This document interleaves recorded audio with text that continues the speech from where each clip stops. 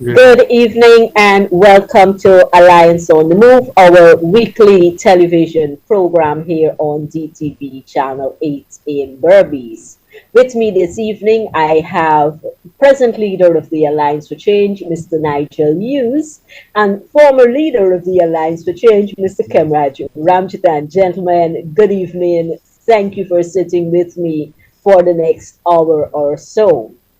This evening, I want us to discuss, with your cooperation in your input, the state of our economy, and then we'll try to put that in the perspective of the 2025 budget and us being a relatively new oil economy. So, gentlemen, I don't know which one of you would want to take the first go, but Nigel, go ahead.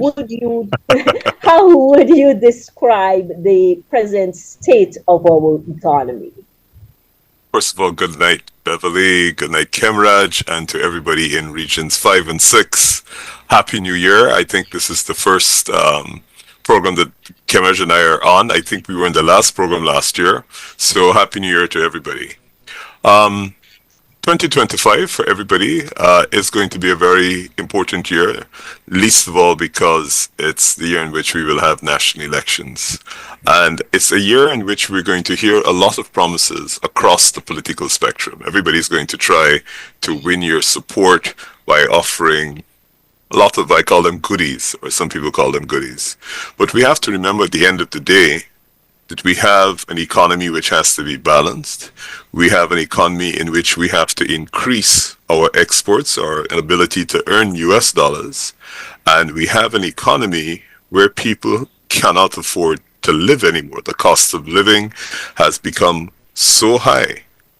Now, that perhaps is going to be the single most important aspect of, I think, most political discussions this year, because the majority of our citizens are complaining that the cost of living is extremely high. And for people who are on fixed salaries and people who, for example, those who are employed in the sugar industry at the lower end of the employment scale will are finding it extremely difficult, and you want to know what is going to be done to reduce the cost of living. And so you will get measures like we've got this 100,000, apart from it being a complete and absolute disaster. Some people have gotten, some people have not gotten. We're hearing all kinds of issues in relation to corruption in the payment of the $100,000 grant, the 100,000 grant. The cost of living continues to go through the roof. And that is going to be the real challenge. How do we as a country bring that down? And at the same time, how do we grow the export economy? We know that sugar last year, I think, had perhaps its most disastrous year. Kemraj can probably tell us exactly how many tons were produced. But at the end of the day, it means that sugar and the people who depend on sugar, the whole communities, there are several communities that depend on sugar, have to find a way in which they can survive. And unfortunately, what has been happening is there has been a lot of subsidies, a lot of payments, and there has been no rationalization of the sugar industry. I think it was the last program we had where Kemrad said, the person who was supposed to turn this industry around completely failed at that and has now been rewarded with an ambassadorial post somewhere in Europe. So we have to have, and I hope tonight we have a serious discussion about what not only happens in the sugar industry, but what happens in the country.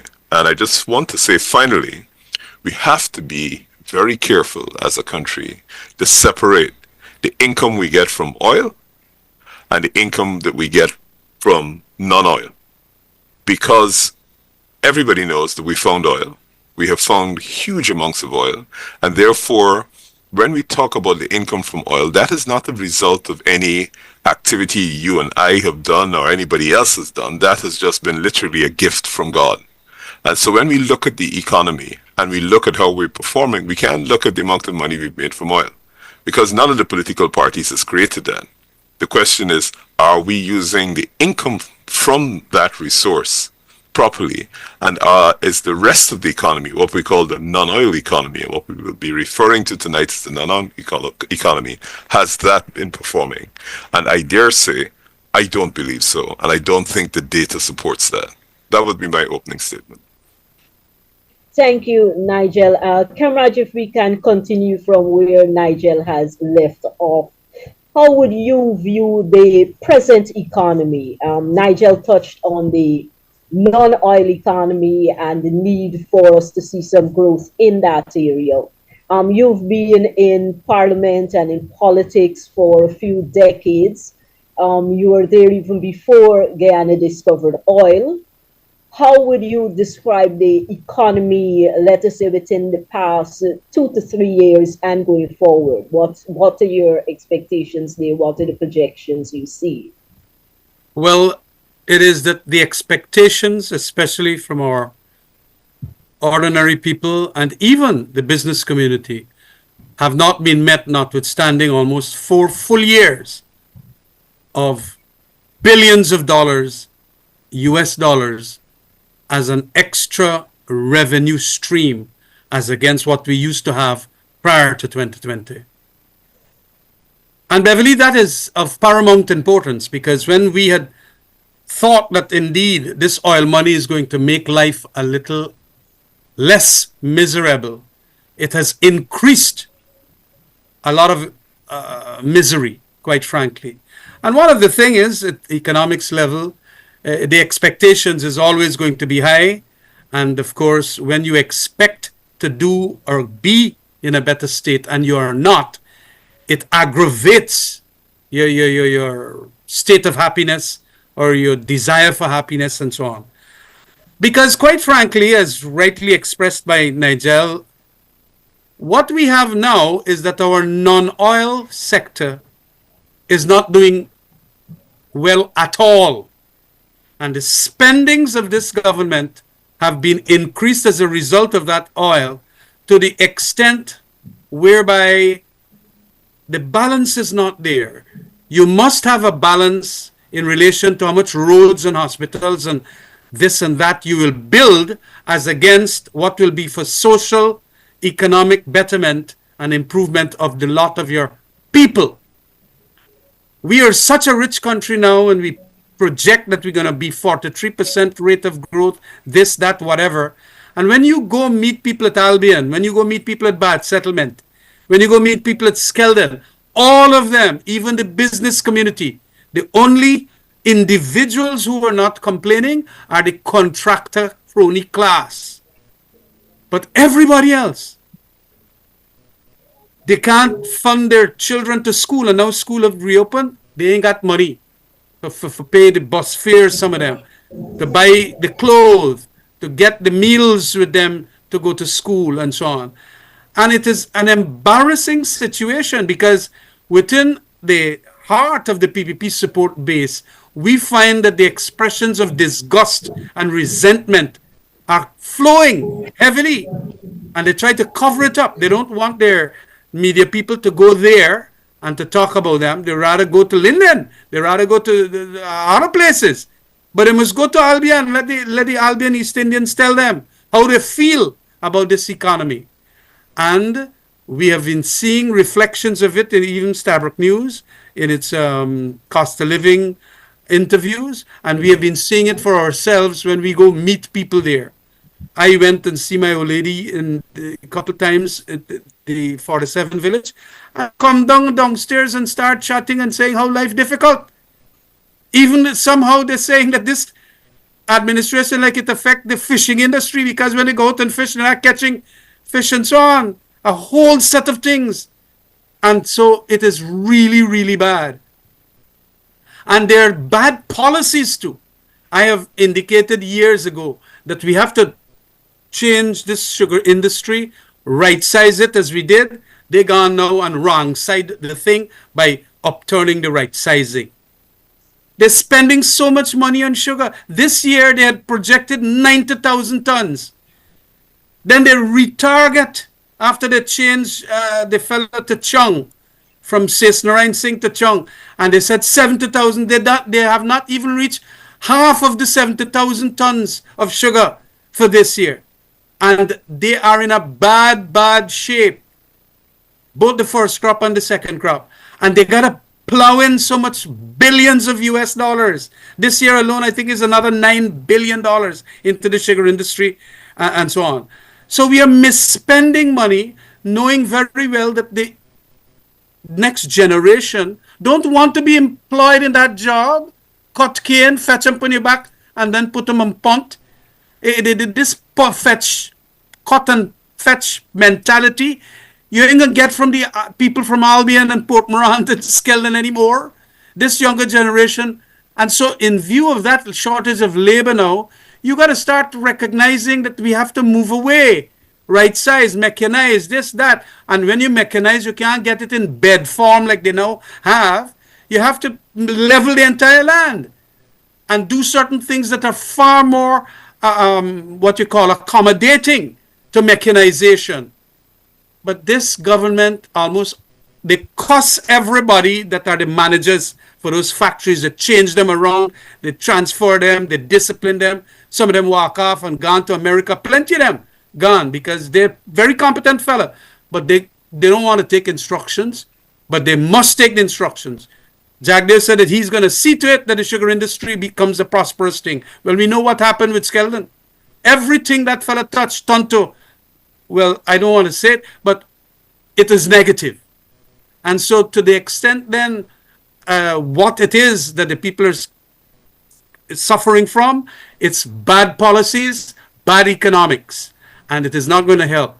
Guyanese, Bobitians especially, as we're talking to them here, they have a tremendously difficult task ahead 2025.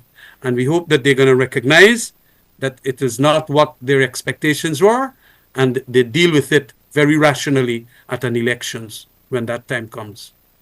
Beverly, I Very wonder if, important point. Sure, Nigel, go ahead. so no, I was going to say, especially for the people in Belize, I really wonder if you know how much money the country is making and how much money you're not seeing. Guyana is making $65 million an hour. That's Guyana dollars, and which works out to be making 1.4, $1.5 billion a day. That's what the country is making from oil, and we have less than 1 million people. And if you ask the average person who is not a contractor, as Kimrad says, how has that impacted your life? And the government will say to you, oh, you got roads.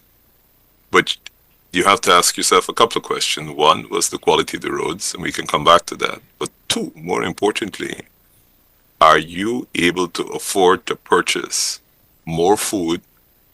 Are you able to put better living conditions for your family? And if you are struggling, where in the future are you likely to get an improvement in your circumstances? Are you going to get an increased salary? What is going to happen in your environment that's going to make it better? So you will hear the government throwing out fantastic figures, GDP. GDP means the entire income of the country divided by the number of people. But that doesn't tell you anything if you are not benefiting from it, if you are not seeing the benefit from this money. And let me just say this money that we make as a country belongs to all of us.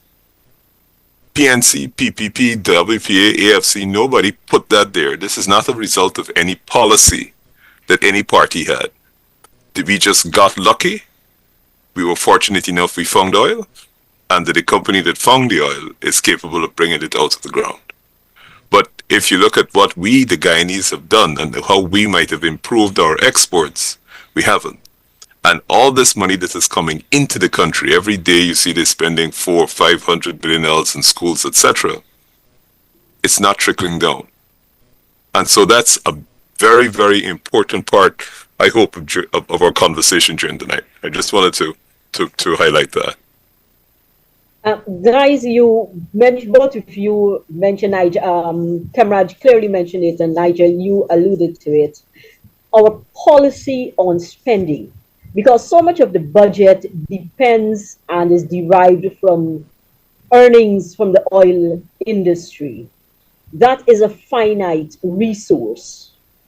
Are we investing enough in the non-oil sectors so that we have sustainable development? We can look to Trinidad, we can look to Venezuela. Those are very close examples of when the oil runs out, what happens then?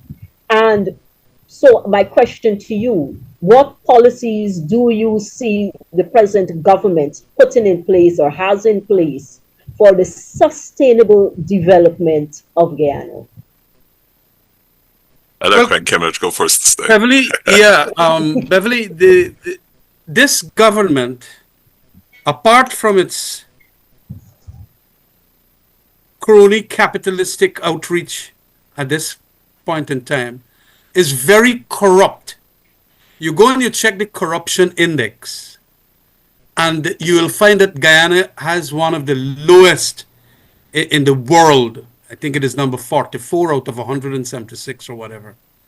I have always quoted that perception of corruption index in the parliament, and they're very low. Why is that? It is because the present government see in infrastructural works a big bonanza that will come their way. Very senior people inside of that administration have indicated that their lifestyle changes have indeed been shown. They got 6, 7 property. Some got property in New York, all over the place. How in 4 years' time you could get people developing all that wealth? It comes from corruption. And all the economists that I have read, every one of them indicate that it is public infrastructural works where the corruption has a zone that is complete almost. Every aspect of infrastructural work, because even when it comes to the valuation of the project, that can have corruption. When it comes to the actual construction, when it comes to actual design, everything could have humongous. And so you have to at least understand this is where our government is going. And you expect in that budget of 2025, Beverly, that it will be massive spendings again, not on the workers or the working poor or certain biased programs that affirmatively will help poor people in Guyana, in social spheres and all of that. You are going to get infrastructural work just like last year, $666 billion. That is almost 55% of our budget. You expect that that is going to happen. Why? Because of the culture. And somehow I get the impression that a lot of them feel that there is a chance that they could lose the elections. So me might as well thief as much as me get now. This is my last chance. Some of them feel that they might not get back there, assuming they win. Jack, they're not going to want them there anymore. So they're going to want to put their hand in the till and take out how much they want via devious methods, by virtue of contractors giving them a portion and this and that and whatever. And that is why. So the actual monies are not going to go where it is supposed to go with a decent moral government. It is going to go to places that is going to fill the pockets and the treasury of certain political parties and their officers. Beverly, I wonder if we could perhaps demonstrate that in reality. And one of the theories is what's called trickle down. So in other words, the money comes into the economy. Most of that money goes to the government because the oil revenues go to the government. And then the theory is that the money will trickle down throughout the society all the way to those at the lower level. And the practical example is this. The money comes into the government, $6 billion US or whatever the figure is. That money gets paid out by way of contracts to build roads. So let's just take, you give a man of $500 million to build a road between Rosignol and Abari. The contract gets awarded to that contractor family. So they get this $500 million. So let's say 20% of that is profit, officially. That 20% profit goes to that family that got the contract, and the people who that family employ get jobs. Remember, they just get jobs. But at least the people that get jobs get an income so that their family can live. So if the company employs 30 people and the average family has 5 people, in theory, you would say that's 150 people that get jobs. The profit from that project, the 20% profit for that 500 million profit project goes just to that family. Doesn't go to the families they employ, goes just to that Right. family. That's right. And 80 to 90% of Guyanese who make that kind of profit, what do? They buy Right. foreign currency and they take it out the country, or they might buy a couple of properties in Ghana, but most of that money goes out of the country. So they then take this 20% profit and they buy foreign currency. The rest of the people who live between Rosignol and Abari don't see a cent, other than the little small shop owners where they go to buy food, rice, and so on. That money does nobody who lives between Abari and Rosignol in that project will see a single cent of that. Not the NDC, not any of the big shop owners. And when you come to the shop owners, most of those again are Chinese supermarkets. And what do they do with the profit that they make? It goes out the country. So you see on this trickle down theory, 99% of the people who are living between Abari and Rosignol are not seeing a single cent benefit. But what will they read when they open a newspaper is government gave $500 million to build a road between Rosignol and Abari, and this has gone into the economy. Nobody's getting any benefit from that. No rice farmer, no civil servant, nobody working in the NDC. And that trickle-down theory just does not bring to the average person. And that's only a very small example. If you go outside of that area, you go quarantine or you come to Georgetown, none of that money is going into the economy or is trickling into the pockets of anybody's life. Then we have to come to where the corruption is kicking. The $500 million that they're getting paid, let me say low, 15% of this bribe, right? So 10% of 500 million is 50 million, right? 15% is 75 million. So you pay somebody 75 million to get the contract. So all you have now, you ain't cutting down your 20% profit, you know.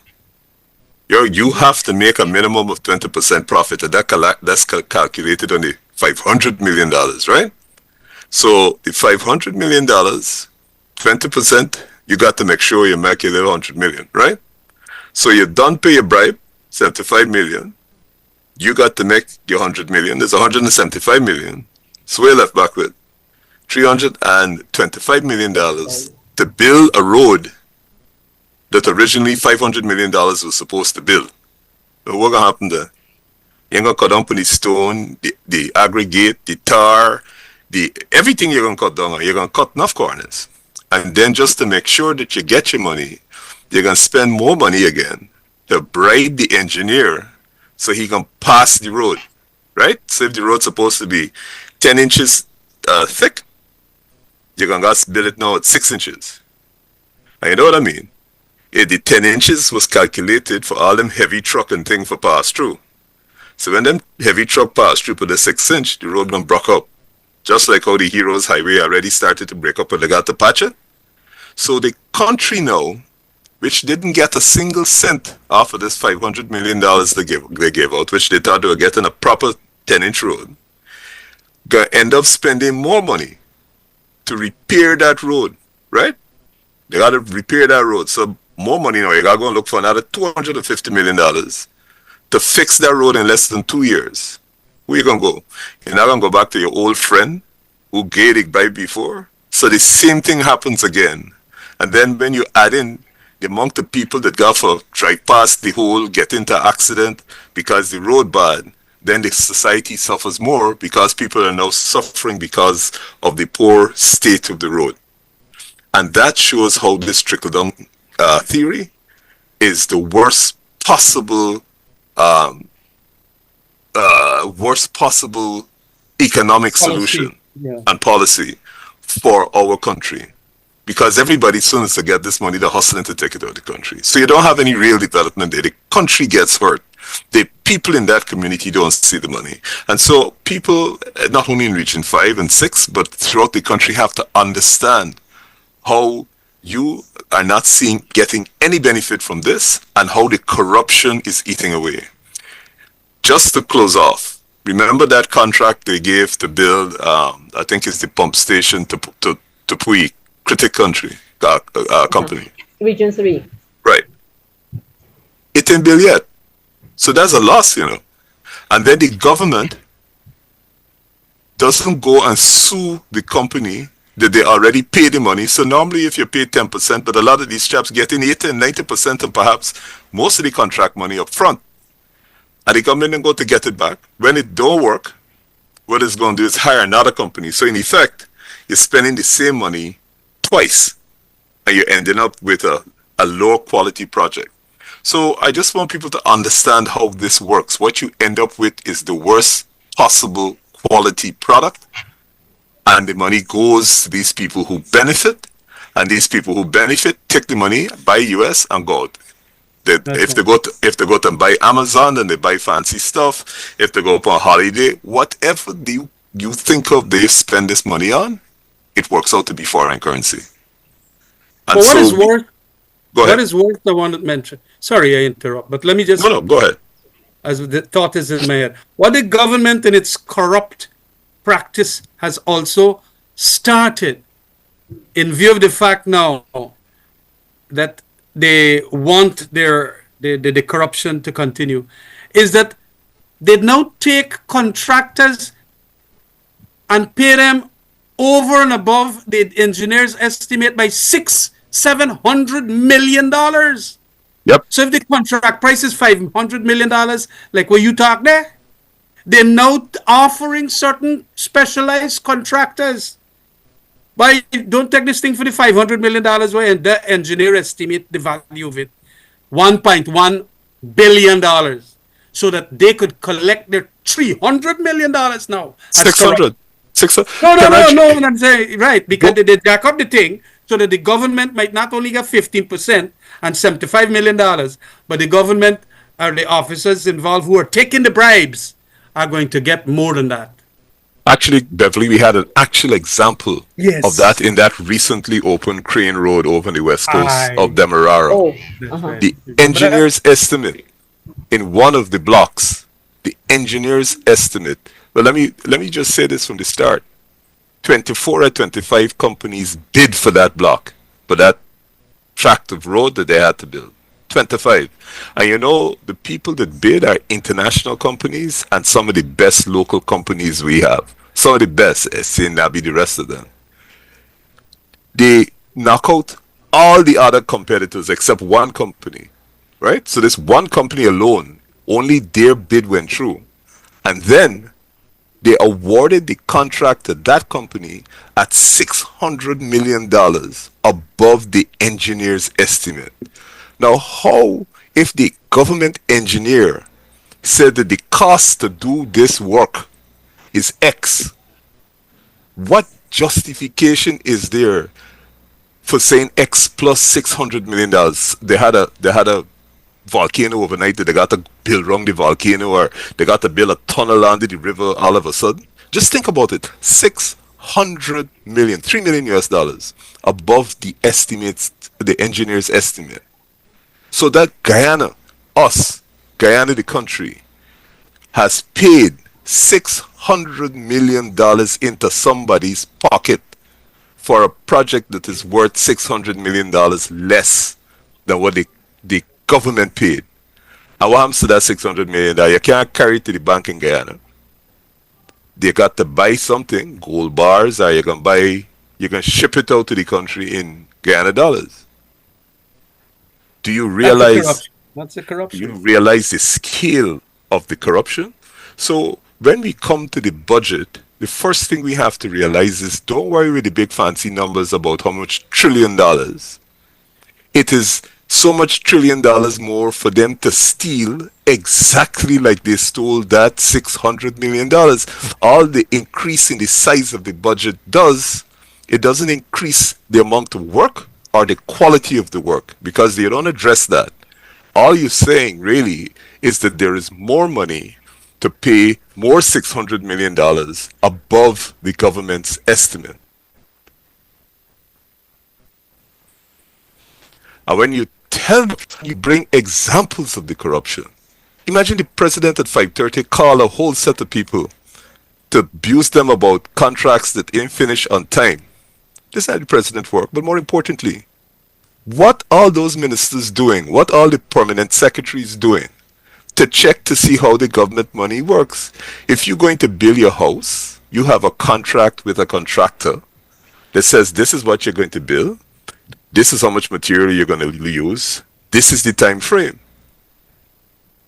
So you don't need the president to come and tell you when the contractor don't bill on time.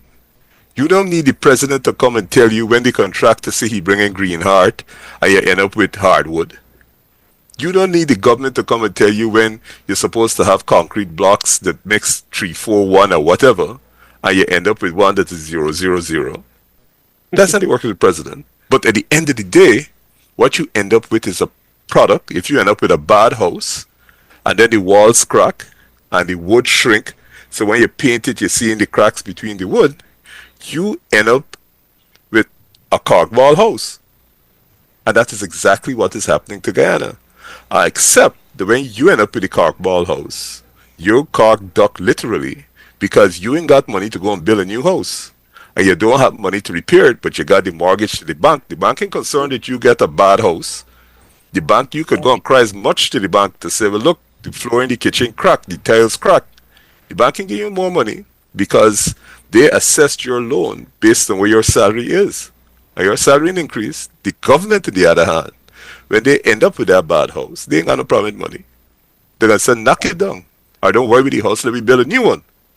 And they're going to go and build another house that is just as bad. Yeah. Gentlemen, Friday, in another few days, budget 2025 is going to be presented. And again, we're going to hear it is the biggest budget ever. What you're saying so far, paints a dismal picture of what is to come. The vice president recently said that the budget 2025 will focus on community needs. We see of recent, last year especially, a lot of $40 million and below contracts being given out, hundreds in communities, people walking in and getting contracts. How much of this we're likely to see happening this year? I want to believe, Beverly, that we're going to see a lot of it, but it will come with the purpose of being directed to buy the votes. Largely, that is what it is going to be, and also to strengthen back the support bases of the PPP so that the elections could be going to be won. And that is in relation to how they're going to do this community service thing. Jagdeo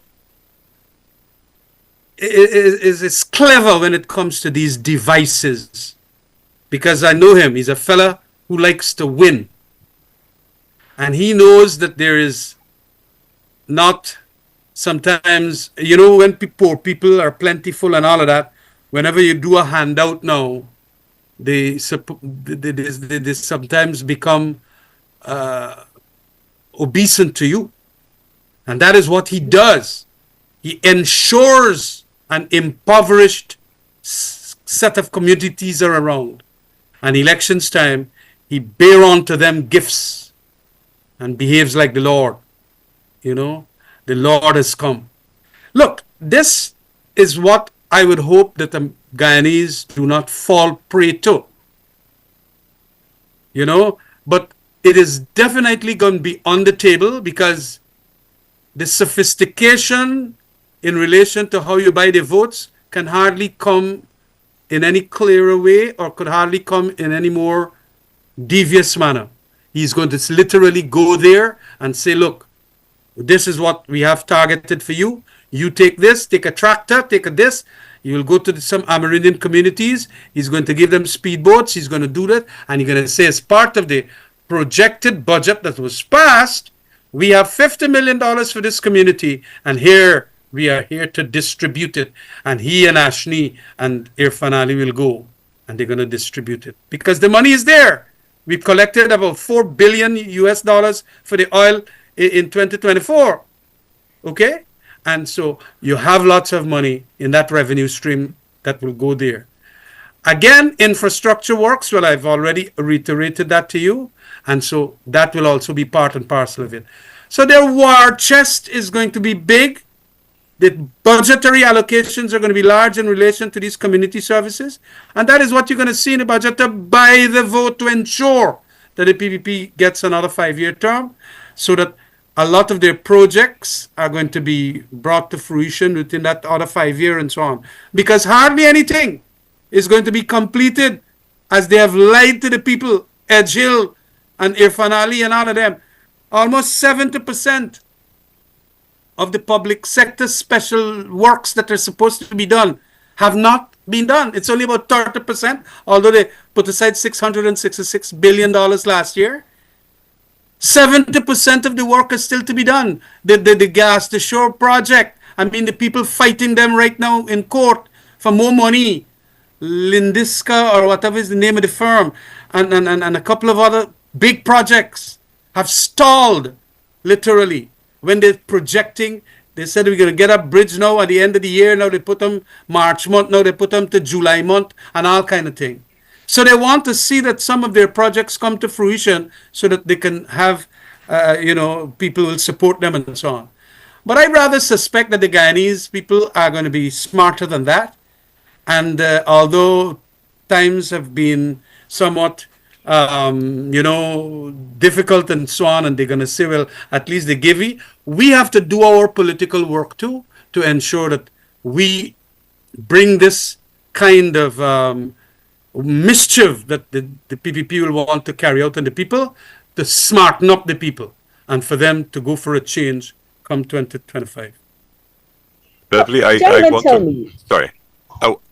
It just in response to your Go question. ahead. A larger budget. The first thing, and I think our people are smart enough. The reason why the budget is bigger is not because we produce more sugar, or we export more gold, or we exporting more rice. The only reason the budget is larger is because we are selling more oil. And that is not a result of anything the Guyanese have done. We are selling more oil because that resource is there, and we have projected that we are going to increase our oil production. So we're moving from, we had 600,000 barrels a day now, we're going to go up. So this is not as a result of our work. This is a result of a plan the oil companies have to increase. So the budget didn't get bigger because of our work. That's right. That's the first thing we have to understand. So every time they come and tell you it's a bigger and better budget, it's not a result of the government's work. It's nothing that we do. We're not exporting more sugar. As you know, sugar is probably down to about 20, 30,000 tons. We used to export up to 600,000 tons in the better day. So every other indicator or every other export, where we got to work to export more has dropped. So this ain't come from no magic by Ashley. This is just purely a result of the increased oil production. The other thing people have to be, I'm sure they recognize this. We started oil production in 2019, December, commercial oil production. The People's Progressive Party has been in office. This is the 4th year, 4.5 years. What single project have they delivered before this last budget? They had 4 years to deliver any sort of improvement in the lives of people, any sort of cash grant, any sort of improvement in health, any sort of improvement in education. They had 4 years, and when we go to what the data says, they have failed. We have 20% of our children going to school in extreme food poverty. 40% of our children going to school in food poverty. And that's not AFC figures or PNC figures. That's the World Bank and the World Health Organization figures. You understand? 20% of our children. Now, in the fifth and final year, after the Alliance for Change and other opposition parties have been pressuring them, saying, look, this oil wealth in sharing, all of a sudden you're hearing projects that you have never heard before. And the question is, if you were really concerned about the people of this country, what were you doing for the last 4 years? Why are we at 20% extreme food poverty? Why are we in any region of this country, and I'm only going to region 9 statistics, having a matriculation rate, which means an overall pass rate of 5%? You've been in office for 4 years of oil money. And after 4 years of oil money, the best you could do in Region 9 is fail 95% of the students after 5 years. So literally, if you went into secondary school in September 2019, and you're coming out now, 2025 or 2024, you would have been one of the 95% that completely did not matriculate. And this is when Guyana has been the richest it has ever been in its history. And the only people who have been responsible for education during this period is the People's Progressive Party. But no, they're going to come back and tell you in their last year of office, we are increasing the educational budget. Well, oh my God. If after 4 years you fail me and I can't come out of high school after this country is in its riches, what are you going to do when the bucket bin in the rain can't fill it? And that is exactly what is happening in every single sector. Mathematics. 5 years we got oil money flowing through our ears, noses, and everywhere else. And 31% of the students that sat CXC passed maths. The Caribbean said it's the worst year for them. They were 34, but you know, Guyana, when we are the richest country in the entire Caribbean, we ended up with low mathematics passes than the entire Caribbean that got budgets that must be less than 50% our size. And you're going to tell us in the last year that because you throw more money behind it, somehow you're going to fix that problem. What happened to those hundreds, thousands of students that have gone through that educational system for the last 5 years when this country has been its richest? Jagane had that money. Borneme had that money. Haiti had that money. So when this country had the most money it has ever had, we have had the worst pass rates. Worse. We have never been at 31% in maths. So it is obvious that when you look at the performance of this government, it doesn't matter what they say to you now. They clearly cannot deliver. And the best asset the country has is its people. Now, how much road it got is its people. And you hope that people have become so qualified that wherever they go in this world, they have the qualifications to be able to get the best jobs. That means they have come from an educational system that has put them better than anybody else. And we are in the reverse trajectory. 31% of our people are passing mathematics. So people must understand that when these people come with the budget and tell you it's the biggest and the best, ask them how come at the wealthiest time, the most fortunate economic time in the history of this country, you have failed to address their most basic needs. Nigel, it's like you were reading my mind because I was just about to ask you guys to address the fact that, as you rightly said, we were earning so much from oil, but yet still real poverty exists to such a large extent. Mothers still have to determine if the last $500 should she go to work, or should she send a child or her two children to school, or should she buy something to put in the pot. Those are decisions many women face on a daily basis. So what would be your proposals for lifting ordinary Guyanese out of poverty? Every time there is an increase in salary, prices automatically shoot up. So, what proposals would you guys make to alleviate poverty for the bottom tier of the earners income? How would we lift those people out of poverty? Nigel, go Okay. ahead. All right. So Beverly, I'm glad you raised that, but unfortunately we don't have enough time. But I'm going to start. Lifting people out of poverty is not a one-shot solution. It is a long-term solution. There are things you can do immediately to alleviate some of the problems. Some, like for example, some of the cost of living. The bottom line with coming out of poverty is what all our grandparents and foreparents told us. It is education. You have to get qualified. The reason why you have to get qualified is that at least if you qualified and you got a certificate, you have a better chance of either getting a better job or you could go and start your own business. Now, a lot of people say you don't have to have a certificate to start your own business, and that is true. But at least the economy has to be able to give you the opportunity to start your own business, right? So you got to have a real economy, not an economy where you know a minister and get a contract. Because unless you know the minister, you can't get a contract. So whether you're educated or you're not educated, you ain't getting that job. So we start off by saying, look, we have to make sure that our young people are getting an education so that, look, if you, when you finish school, if you're not academically inclined, you go and you do some technical training or you start doing that technical training in school. So if you become a welder, right, and you grow up in Berbice or you grow up in Georgetown, you get your little certificate and you could go and you beg work from some oil company that's looking for qualified welders. Because in the oil industry, they could only employ you if you're qualified and certified. That's the nature of the business. And we know that for the next 15 years minimum, or at least 20 years, the economy is going to be driven by oil. So you got to start producing students who are qualified in the areas where the economy is going to create jobs. That's a longer term process because you're not going to see an overnight change because training takes time. We have a lot of people who are coming out of school or dropping out of school, they ain't finishing school. 1 in 2 students is 48%, not finishing secondary school. But we can't just left them so.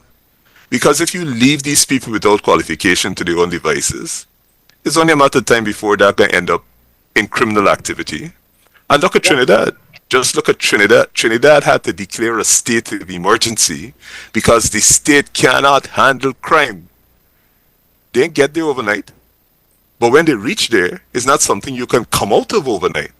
And so we have to make sure that we don't end up in the same positions. The drug gangs in Trinidad, the police can't control them. They didn't get there overnight.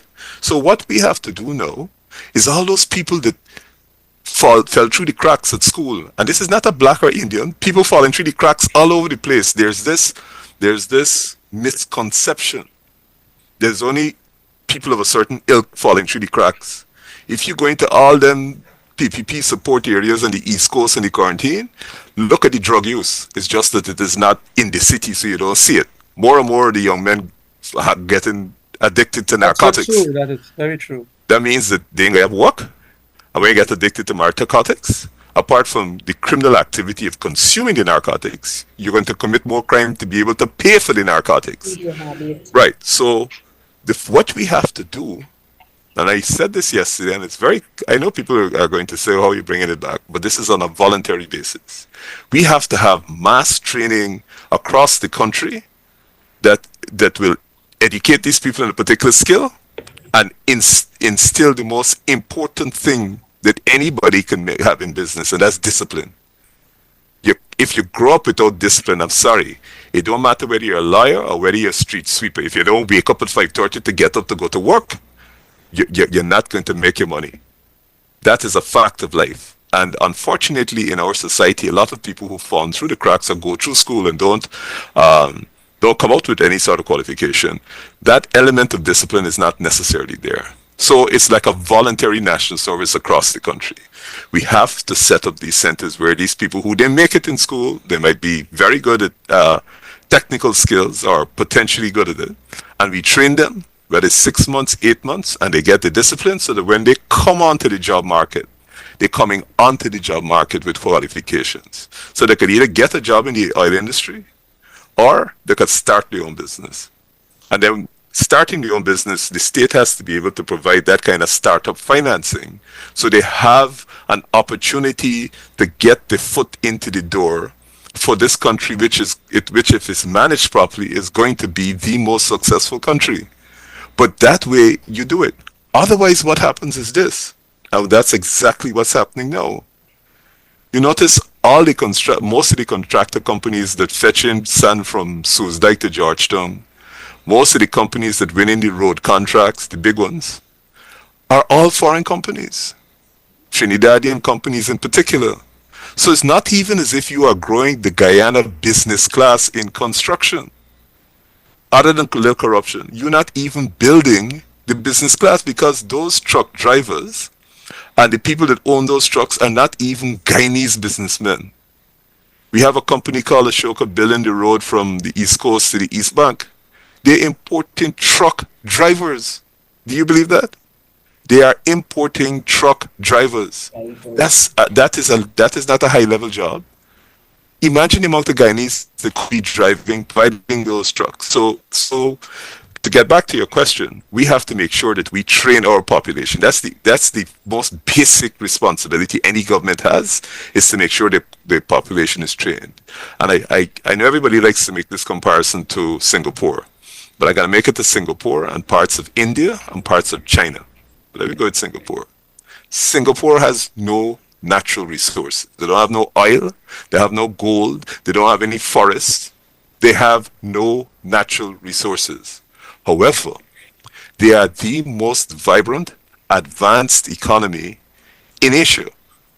And China, the big powerhouse China, all its shipping, all its technical capacity it has, all these FPSOs that we have offshore, the hull is built in China, and the real technical part, which is the top side, is built and assembled in Singapore. Why? Not because Singapore got steel, but because of the capacity of their people, the technical skills, the computer knowledge, the ability to build the models, to put that top side, which is really the heart and soul of an FPSO, together. We have to get our people to that level.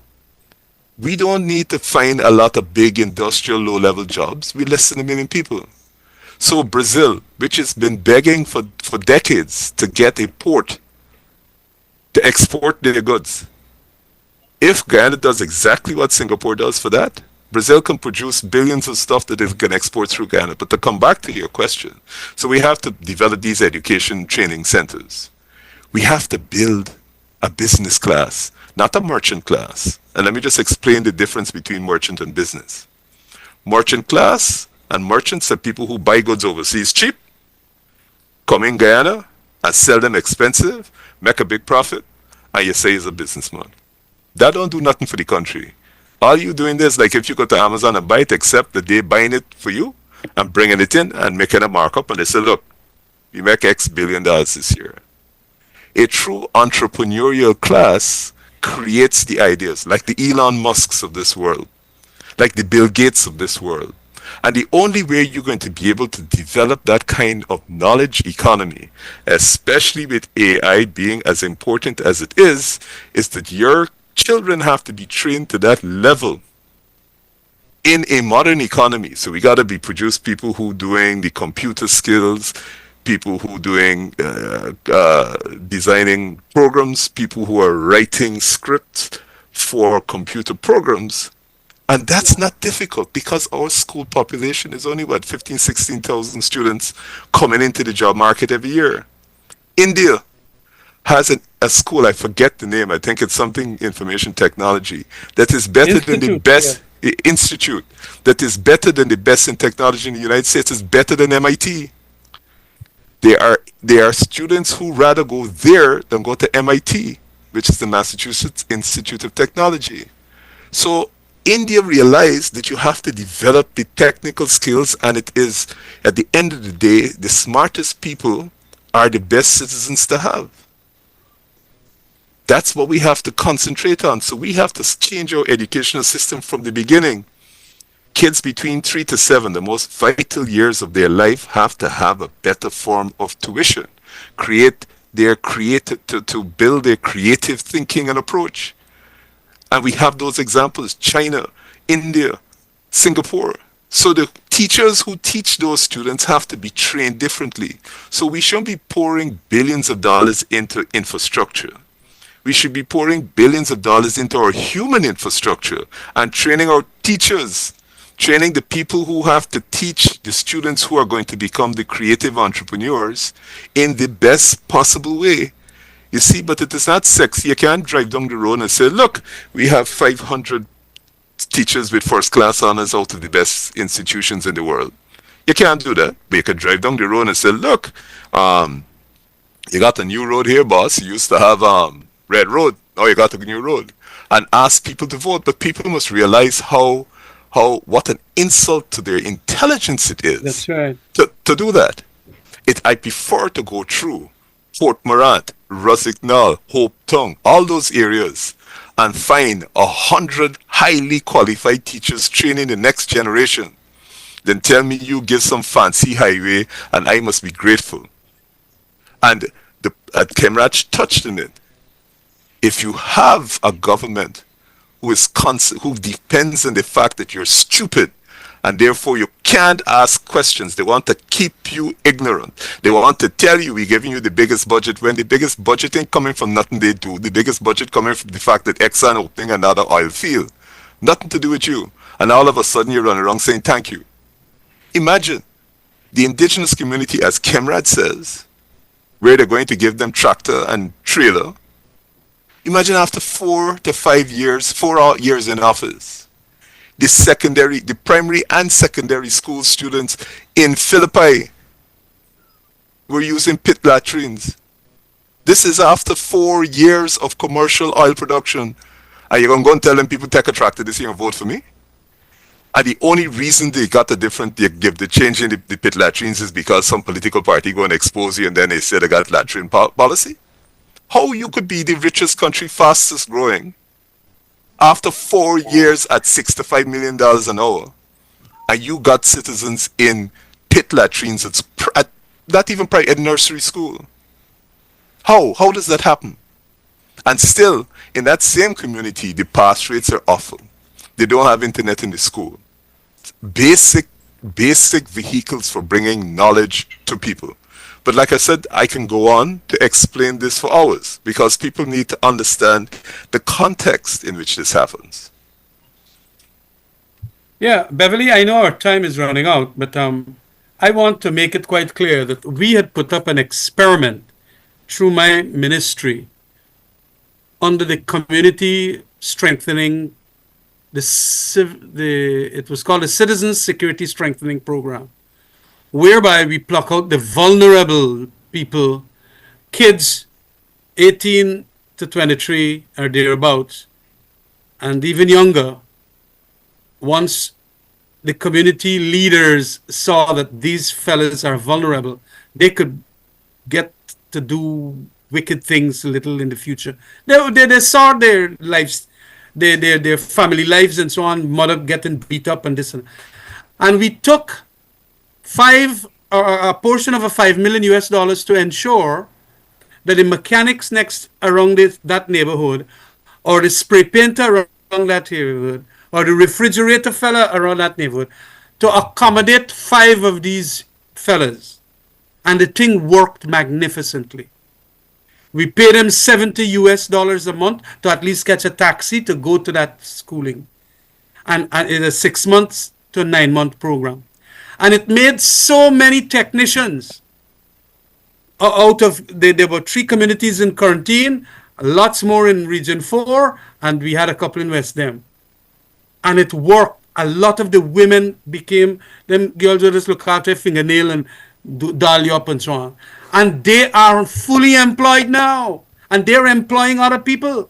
That's what we got to do to help these poor people, as you asked the question. And it also helps the crime rate, because potentially in 3-4 years, an 18-year-old, when he ain't get no job no way, he ain't get no training no way, where you can go? You can go a thief, because you can go for live. And so it curbed, or at least it reduced, that potential reality. So it is important that there are lots of policies that we have tried and have worked successfully, because I had to do a report to the Citizen Security people at the IDB, and it was beautifully done. And we said with the oil monies that we get, we are going to continue that program and expand it. With all the oil money now, neither the Ministry of Education or Social Service nor Security Ministry have re-engaged that project. And over 3,300 people got training like that from especially vulnerable areas where the parents are poor, they came out from bad family situations and so on. And it helped. So we Be- could Be- do a lot of things to help. Beverly, I know we got to wrap up. I just want to give you an Yes, please. example of finding real solutions to problems. We consider that we add 2 or 3 series of cars, which is 10,000 cars, every year to the road, right? We haven't studied if we put light rail from Diamond to Georgetown, you ain't got to add 10,000, 20 and 30,000 cars to the road on the existing road network. Georgetown can't get any bigger. You can't put any more roads in Georgetown. But everybody is coming in. Now it's back to almost where it is a hiccup in the East Bank, and in the East Coast is exactly the same thing. Imagine if we put light rail from Annandale to Georgetown.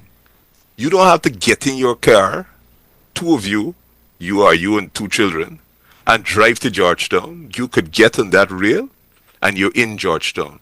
You rationalize the transportation system in Georgetown somewhere central, and then you have high level. This monorail is not cheap. You're gonna not any kind of low class, low quality. You put it, it's air conditioned. People come. If it's eco friendly, you could probably run part of it on solar, and you now have the means of moving large people in and out the city. The people going home at 11 o'clock in the night don't have to fight up at Stabrook, get robbed and all kind of story to go home. You have light rail. And we have to start thinking creatively. Georgetown is an absolute mess. We don't have any tongue planning. Look at what's going on with the garbage. How can you possibly, for political reasons, allow the situation to reach where you decide you ain't funding the city council because the people in the city don't vote for you, and allow that health risk? Do you realize that all you need is the outbreak of anything looking like a serious disease, and we in real trouble? And the thing about disease, it ain't racist. It don't pick one race alone, buddy. Because you know what? At the end of the day, all of we, like they say in the song, the way how we party is not how we vote. But it's when you're partying is when the diseases get here. And so we're not even addressing the issues that we should be confronting as a rapidly developing country. They are so secondary because we have reached such a rudimentary level that they're telling me vote for me and not them because they look different, and there's no discussion about policy. But enough for me and my griping today. I think we well past our time. We Yeah. have gone way past our time. Gentlemen, I think we can continue for another hour if we had the time. Such an interesting discussion. And so I want to thank you, Nigel. Thank you, Kemraj. I hope we can do this again really soon because there's so much more to be said. Especially after Friday when the budget is presented, I hope I can have you guys back and we continue this discussion.